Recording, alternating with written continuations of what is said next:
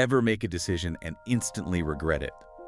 Like, one of those "why did I do that" moments. Oh, yeah, totally. Yeah, we've all been there.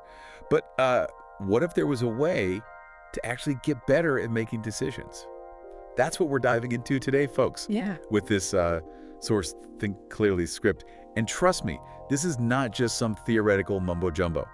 We're going to give you some real tools that you can start using today. Absolutely. And this source is really cool because it goes beyond the, typical self-help stuff. Right. And it really dives into like the cognitive science, Yeah. like how our brains actually work when we're making decisions. Yeah. Like this whole concept of 2 systems of thinking. Right. Right. System 1, fast, intuitive, like our autopilot. System 2, slower, more deliberate. Yeah. It's kind of like having, that little angel and devil on your shoulders, battling it out. More like a hare and a tortoise, really. Ooh, I like that. Yeah. And understanding which system is kind of in control at any given moment is really crucial. Because, think about it. We make thousands of decisions every single day, right? So, our brains need shortcuts just to cope. Right. No wonder we, make so many impulsive choices. Yeah. But then there's these... the source also calls out yeah. all those pesky mental biases, right?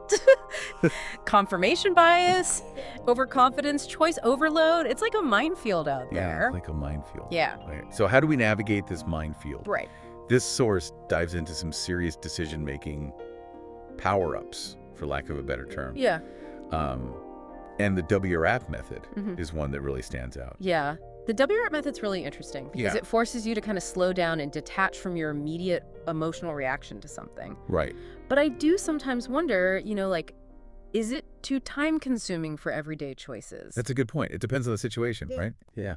But even if we don't go through that whole process, just taking a moment to question those assumptions. Our assumptions, can make a big difference. Absolutely. And then, another really powerful tool is mental models, right? Yeah. Like Elon Musk, right? Oh, yeah. Everyone loves Elon Musk. First principles thinking. He kind of revolutionized the space industry by just asking, what are the fundamental truths about getting rockets into space? Right. And how can we build up from there? It's a lot more insightful than just saying Elon Musk uses first principles thinking. Yeah. That's great. Okay, so this next one sounds super simple. Yeah. But I can already tell this is going to be a game changer. The 110-10 rule. It's deceptively simple, right? Asking yourself, how will I feel about this decision in 10 minutes? How will I feel about it in 10 months? How will I feel about it in 10 years? Right. Forces you to consider both short-term emotions and long-term consequences. It's like getting a glimpse into your potential future selves. Right. And you know what I love about all of these? What's that? These techniques all kind of work together. They do. Right. It's about slowing down. Yeah. Questioning your assumptions. Yeah. And just thinking more strategically. It's about engaging system 2, right? That thoughtful tortoise. Yeah. Helping us make more deliberate, less biased choices. So think about a decision you're facing right now. Yeah.